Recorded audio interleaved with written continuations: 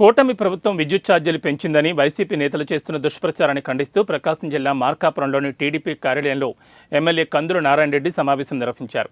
ఈ సందర్భంగా ఎమ్మెల్యే మాట్లాడుతూ కూటమి ప్రభుత్వం అధికారంలోకి వచ్చి 6 నెలలు గడవకముందే విద్యుత్ ఛార్జీలు పెంచామని వైసీపీ నేతలు రోడ్డెక్కడం విడ్డూరంగా ఉందన్నారు.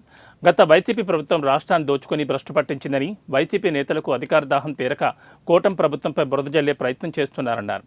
రాష్ట్ర ప్రజలు తుగ్లక్ పాలనను నమ్మే పరిస్థితిలో లేరన్నారు.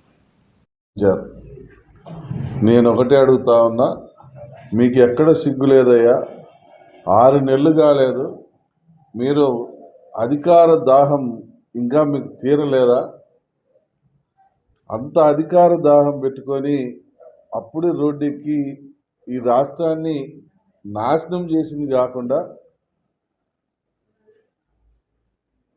ఈ రాష్ట్రంలో ఎంతో ఆదాయ వనరులుగా ఉన్నటువంటి విద్యుత్ రంగాన్ని నాశనం చేసింది కాకుండా, మళ్ళా విద్యుత్ రంగాన్ని మీరేదో ఉద్ధరించిన వాళ్ళ మాదిరిగా మేమేదో మా ప్రభుత్వం ఏదో విద్యుత్ రంగాన్ని కుదేలకు పాలు చేసిన విధంగా మీరు రోడ్డెక్కారు.